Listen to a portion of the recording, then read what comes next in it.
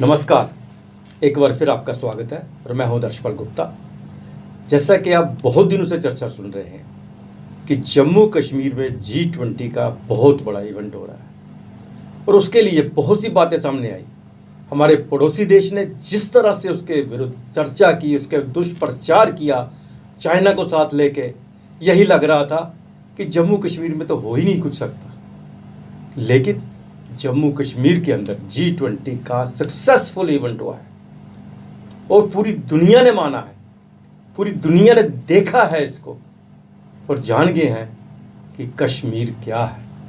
और दुख की बात यह है कि जो हिस्सा पाकिस्तान के कब्जे में है वो लोग रो रहे हैं, काश कि हम भी इस बार होते, हम इस कश्मीर में होते, हम भी देखते इवेंट, ना कि आटे की लाइन में लगे होते, भूखमरी को तरस रहे होते, ये चीज़ें ना होती। आज हमारे साथ है राजेश गुप्ता जी, ये विश्व हिंदू परिषद के कार्यकारी अध्यक्ष भी हैं और J&K के टूरिज्म फेडरेशन के चेयरमैन भी हैं। ये वो हैं जिन्होंने एक गवाह है साक्ष्य दिया, वहाँ पे गए, G20 इन्होंने अटेंड की। आज हम इन्हीं से जानेंगे इस इवेंट के बारे में, ताकि हमारे दर्शकों को पहली रिपोर्ट पहुँचे। कल इवेंट खत्म हुआ, आज राजेश जी आए हैं तो आपको ये सब बताएंगे वहाँ का इवेंट किस तरह रहा। राजेश जी, आपका बहुत स्वागत है। नमस्कार जी। राजेश जी, हमने तो कुछ ऐसी कारण रहे कि हम जा नहीं सके वहाँ पे, लेकिन जिस तरह से हमने चर्चा करते रहे, टीवी पे देखते रहे, दूरदर्शन पे देखते रहे, सोशल मीडिया में देखते रहे, तो देखकर लग रहा था जैसे सचमुच स्वर्ग धरती पे उतर आया है। जिस तरह कहते थे कश्मीर अगर स्वर्ग कहीं है तो कश्मीर में ही है, वो दिख रहा था। 20 से ज़्यादा देश वहाँ आए हुए थे, घूम रहे थे, मीटिंग्स हो रही थी, खा पी रहे थे, शिकारे में घूम रहे थे, बाज़ारों में घूम रहे थे, एंजॉय कर रहे थे, गोल्फ खेल रहे थे। ये सब चीज़ें आपने वहाँ देखी हैं, तो इस इवेंट के बारे में कुछ बताएं, कैसा रहा, किस तरह शुरुआत हुई? देखिए, सबसे पहले तो मैं इस इवेंट को कंसेप्चुलाइज करने के लिए कि श्रीनगर में भी ये working group on tourism of G20 उसकी एक मीटिंग रहे, इस कॉन्सेप्ट को लेकर के आगे बढ़ने के लिए भारत सरकार की और प्रधानमंत्री नरेंद्र मोदी की जो दूरदर्शिता है उसको मैं बहुत बहुत बधाई देता हूँ। भारत एक बहुत विविधताओं का देश है और G20 के बहुत सारे इवेंट्स यहाँ पे हो रहे हैं और उन इवेंट्स को किसी एक जगह पर कंसंट्रेट करने की बजाय भारत की विविधता विदेशी प्रतिनिधियों को दिखाई जाए। तमिलनाडु के लैंडस्केप्स अलग किस्म के हैं, गोवा के अलग हैं और जम्मू कश्मीर के अलग हैं। उन विविधताओं को G20 के माध्यम से पूरे विश्व में पहुंचाना और उसके साथ साथ कुछ ऐसे नैरेटिव्स जो कि राष्ट्र विरोधी ताकतों द्वारा समय समय पर फैलाए जाते हैं इस देश को अनस्टेबल करने के लिए और भारतीय जनमानस में कहीं कहीं भ्रम फैलाने के लिए, उस नैरेटिव को तोड़ने के लिए ये इवेंट बहुत सहायक सिद्ध हुआ है।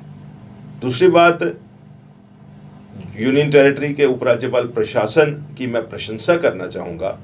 जिस ढंग से उन्होंने एक सर्क्यूमस्टांसेस ग्राउंड पे एडवर्स नहीं है लेकिन साइकोलॉजिकली एडवर्स किए गए कुछ लोगों के द्वारा, बिल्कुल सही बात कही आपने, एक सेंस ऑफ इनसिक्योरिटी क्रिएट करने की कोशिश की गई कि जैसे इस तरह का इवेंट होगा तो पता नहीं टेररिज्म की कोई वारदात हो जाएगी, कोई ऐसा खतरा अंदेशा है इसके ऊपर करने के लिए। और वो खतरा अंदेशा जो है दुश्मन मुल्कों ने स्पष्ट भी किया, पाकिस्तान और चाइना ने अपने आप को फ्रस्ट्रेशन में एक्सपोज करके, बिल्कुल। और उस सारे खतरे अंदेशे को ध्यान में रखते हुए उपराज्यपाल प्रशासन, जम्मू कश्मीर का आम नागरिक, जम्मू कश्मीर के टूरिज्म के स्टेक होल्डर्स, हमारी ब्यूरोक्रेसी, हमारी पुलिस, सुरक्षा एजेंसियां, उन सब ने मिल करके एक बड़ी कोऑर्डिनेटेड एफर्ट के साथ इस इवेंट को होस्ट किया है। जम्मू कश्मीर इस बात के लिए बहुत बहुत बधाई का पात्र है।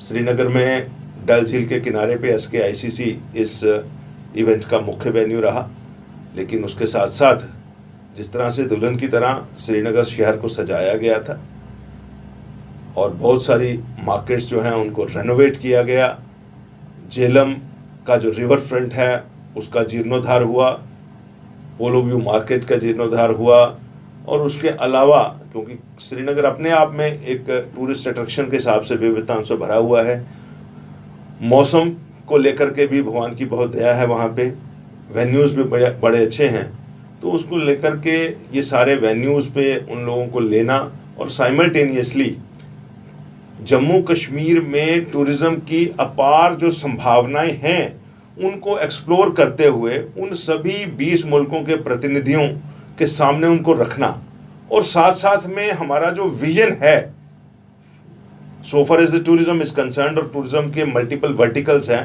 उनको कंसर्न रखते हुए उसको सबके साथ रखना और उसके बारे में तबादला ख्याल करना, मल्टीपल डिबेट्स करना, फिर ट्रेड के साथ इंटरेक्ट करवाना, हमारा कल्चर दिखाना, ये सारा काम वहाँ पर हुआ है इन 3 दिनों के इवेंट्स में। Right from yoga to film tourism, everything has happened over here. Film tourism को लेकर के भारत सरकार की पॉलिसी क्या है, जम्मू कश्मीर सरकार की पॉलिसी क्या है, योजनाएं क्या हैं, हम उसको दिखाते कैसे हैं।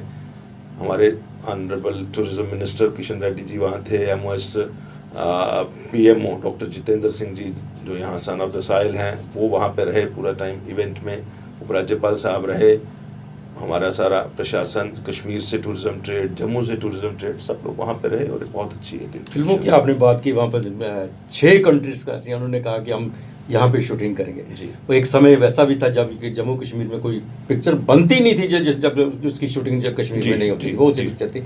लेकिन एक चीज़ है कि पाकिस्तान ने अपनी तरफ से पूरी कोशिश की, बिलावल भुट्टो उनका फॉरेन मिनिस्टर POJK में बैठा रहा, इतना दुष्प्रचार किया, जहाँ तक कि इन जितनी भी कंट्रीज आ रही हैं उनको लेके उनको लिखा गया, उनको बताया गया, सब कुछ जितना भी उनसे हो सकता प्रोपेगेंडा कश्मीर के खिलाफ किया, लेकिन कश्मीरियों ने मुंह तोड़ उनको जवाब दिया। क्या आपको लगा वहाँ पे कि हम सिक्योरिटी के बीच में या आर्मी के बीच में घिरे हुए हैं, कहीं वो कोई लोकल नहीं आ सकता, कोई कुछ दिख नहीं सकता, उस गहराहट में या हमारी सारी मीटिंग्स हुई है उस घेरे में ही हमको रखा गया है?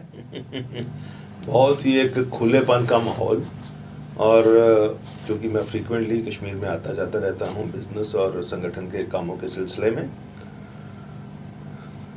कश्मीर स्पेशली जब से ये एब्रोगेशन ऑफ आर्टिकल 370 हुआ है, इतना ज़्यादा बूम उसने टूरिज्म में देखा है कि होटलों के किराए जो हैं 3 गुना 4 गुना 5 गुना हो गए हैं, और बुकिंग्स नहीं मिलती।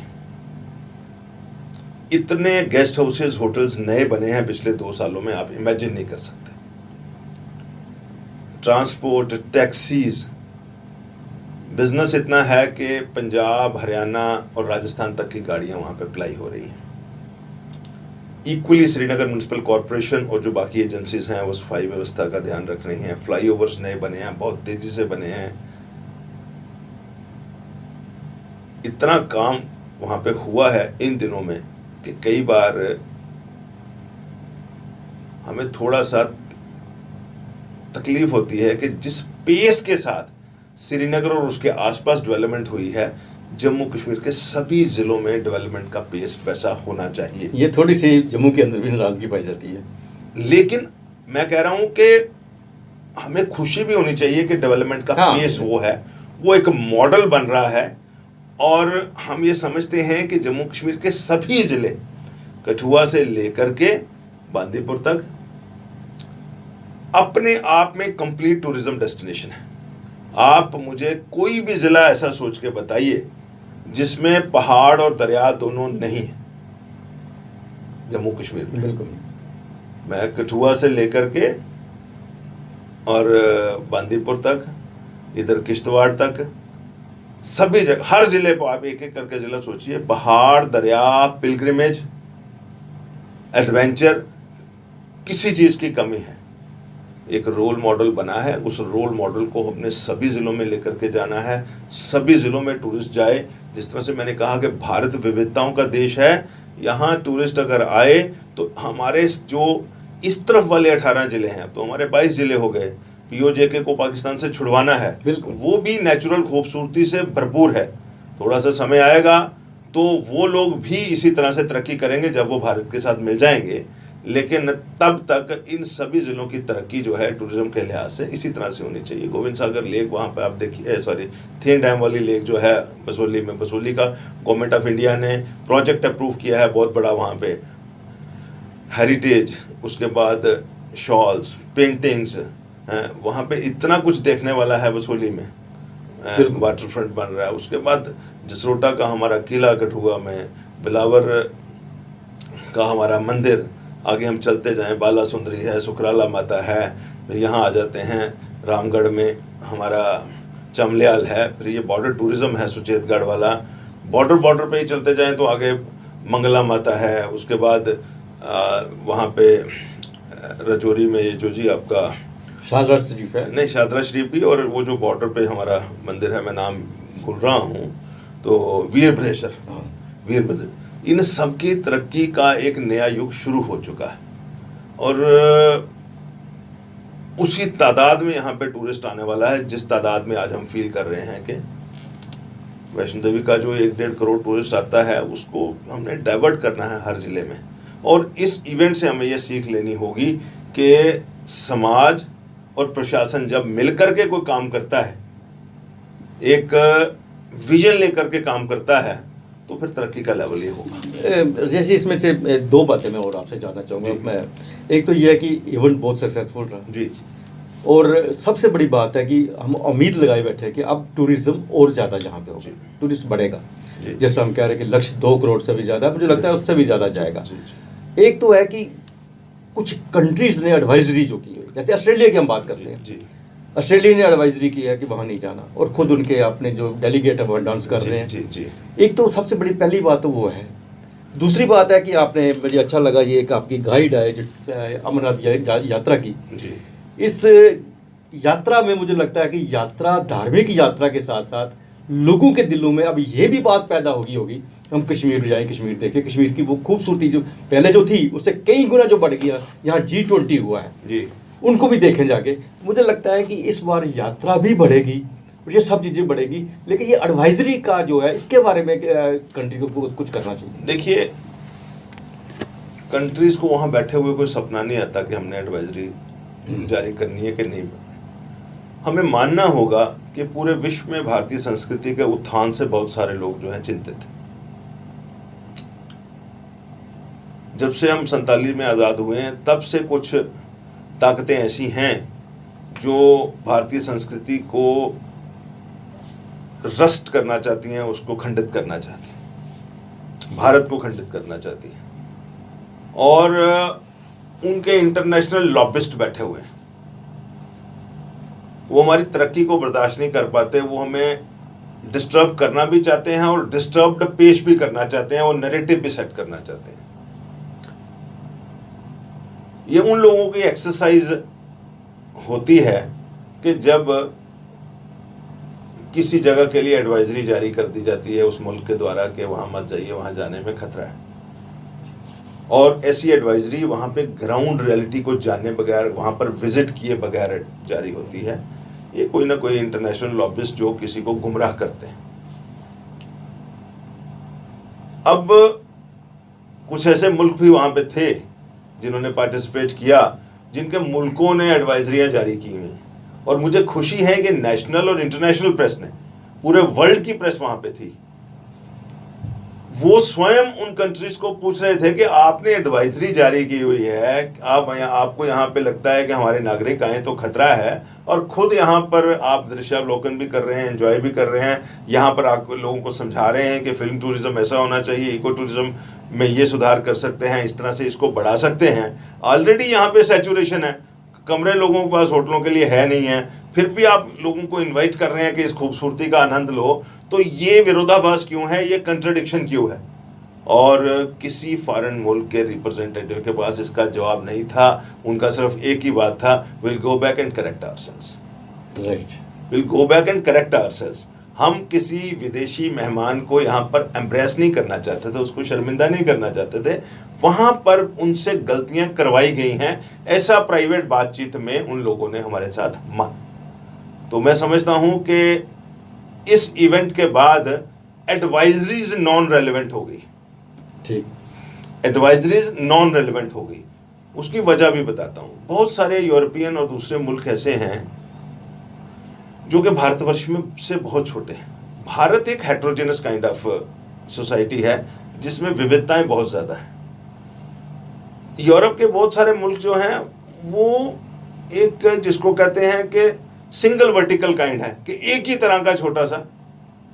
अब कोई मुल्क है एस्टोनिया, एक शहर जितने मुल्क हैं, जितनी हमारी स्टेट है उतने मुल्क होंगे। ना स्टेट बहुत बड़ा एरिया है जी। स्टेट की पॉपुलेशन के आधे पॉपुलेशन जितने मुल्क हैं वो। हाँ बिल्कुल ठीक है, वो अपने आप को तरक्की याफ्ता कहते हैं, कल्चर में हम तरक्की याफ्ता हैं, लेकिन वहां पे बैठे बैठे वो कंप्यूटर की एडवाइजरियां हैं। अगर किसी के पास एरिया भी ज्यादा है तो पॉपुलेशन तो हमारे दिल्ली से भी कम है। ठीक है, या जम्मू कश्मीर जितनी पॉपुलेशन के बड़े बड़े मुल्क हैं जिन्होंने एडवाइजरियां जारी की हुई हैं, तो वो अपने आप में उनको ग्राउंड पे बात समझ में आ गई, किसी को हमें कहने की जरूरत नहीं है। और मुझे लगता है कि अगर कहीं उन्होंने गलत लिखा हुआ है, इसके बाद एक विड्रॉल की प्रक्रिया शुरू होगी। आप देखिए, वो खुद ही एडमिट करेंगे दैट वी हैड बीन, और कहीं ना कहीं स्टेटमेंट्स आएंगे कि हमें गलत गाइड किया गया, हमें गलत फीडबैक दी गई, ऐसी बातें आएंगी आपके सामने। तो मुझे लगता है अमरनाथ यात्रा के लिए इस बार कुछ ज़्यादा ही तैयारियां करनी पड़ेगी। मुझे लगता है ज़्यादा ही पिलग्रिम के अलावा टूरिज्म वैसे भी बढ़ेगा यहाँ पे। अमरनाथ यात्रा की जो आप बात कर रहे हैं जी, कि इस बार 62 दिन की यात्रा है, और मुझे लगता है कि ऑन एन एवरेज 20-22 हज़ार लोग पर डे जाएंगे। आपके माध्यम से मैं श्रद्धालुओं से यही अपील करना चाहूँगा कि श्री अमरनाथ जी श्राइन बोर्ड ने जो उसके लिए ज़रूरी इंतज़ामात किए हैं और उसके बाद रजिस्ट्रेशन की जो प्रक्रिया उन्होंने बनाई है उसको वो फॉलो ज़रूर करें, क्योंकि वो एक हाई आल्टीट्यूड पे कच्चा ट्रैक है जहाँ से उन्होंने जाना है, और उस ट्रैक की अपनी एक कैरिंग कैपेसिटी है 15-20 हज़ार लोगों की रोज़ की। उसके मुताबिक ही श्राइन बोर्ड यात्रियों को रजिस्टर करता है और उनको वहाँ पर ले जा करके वापसी लाते हैं। तो इवन स्प्रेड में यात्रा हो, अगर 62 दिन की यात्रा है तो जिसको आज की रजिस्ट्रेशन है वो आज जाए, जिसको 3 दिन बाद की है वो 3 दिन बाद जाए, जिससे कि यात्रा में सुविधा व्यवस्था सारी बनी रहे। जहाँ तक हमारी गाइड का ताल्लुक है, हम 2011 से ये गाइड बुक जो है पब्लिश करते आ रहे हैं, और अभी पिछले 3-4 सालों से इसका ई एडिशन भी हम लोग भेजते हैं, क्योंकि वैसे तो काफ़ी सारे नंबर में हम ये कॉपियाँ प्रिंट करवाते हैं, लेकिन हर आदमी के पास ये पहुँचती नहीं है। इसमें विस्तृत जानकारी है, रजिस्ट्रेशन कैसे करनी है, वहाँ पे डिसिप्लिन्स कैसे रखने हैं, हेल्थ सर्टिफिकेशन कैसे होगा, और सबसे इम्पॉर्टेंट जो है कि while you are on pilgrimage, Jammu और कश्मीर में कौन कौन सी जगह पे आपको एडिशनली विजिट करना चाहिए, कर सकते हैं। और क्योंकि अमरनाथ जी के यात्री भगवान शंकर की भक्ति में सरोबार होकर जाते हैं, तो इस गाइड में हमने कि जम्मू कश्मीर वैसे ही लैंड ऑफ लॉर्ड शिवा है, तो भगवान शंकर के साथ जुड़े हुए जो महत्वपूर्ण स्थान हैं, चाहे वो शिवखोड़ी है, चाहे वो बूढ़ा अमरनाथ जी हैं, चाहे वो छोटा अमरनाथ जी हैं, चाहे वो सुध महादेव जी हैं, मानतलाई हैं जहाँ भगवान शंकर पार्वती का विवाह संपन्न हुआ था, इस तरह की सारी जगहों के बारे में बताया गया है। और अगर जब हम जम्मू में रुकते हैं तो एक आध दिन के लिए कहाँ हम घूम सकते हैं, जब कश्मीर में हमें रुकना है कहाँ घूम सकते हैं, उन सब चीज़ों की विस्तृत जानकारी हमारे पास इस गाइड में है। ये PDF के माध्यम में भी उपलब्ध है, और हार्ड कॉपीज़ तो हम पैन इंडिया हमने भेज दी हैं और भी भेज रहे हैं, लेकिन PDF जहाँ जहाँ जिसके पास पहुँचा है वो आगे सर्कुलेट कर सकता है। और इसमें श्राइन बोर्ड के द्वारा जो सेवाएं दी जा रही हैं और श्राइन बोर्ड के इंक्वायरी के नंबर भी, और जहाँ कैसे रजिस्ट्रेशन होनी है, वो सारी हमने डिटेल दी है। यात्रा डिसिप्लिन लोग बना करके रखें, ऐसी मैं उम्मीद करता हूँ। और हम भी उम्मीद करते हैं कि इस इवेंट के बाद हमारा ये सबसे बड़ा जो इवेंट है अमरनाथ जी आज यात्रा, ये एक मुश्किल भी होता है, लेकिन जिस तरह से जम्मू कश्मीर में एडमिनिस्ट्रेशन ने जो इंतजाम किए थे और पिछले जो कुछ इंतजाम से उससे सबक भी लिया था, आने वाले दिन अच्छे होंगे। जय श्री आप हमारे स्टूडियो में आपका बहुत बहुत धन्यवाद। आज के लिए बस इतना ही, अगले प्रोग्राम में फिर आपसे भेंट होगी, तब तक इजाज़त दीजिए, नमस्कार।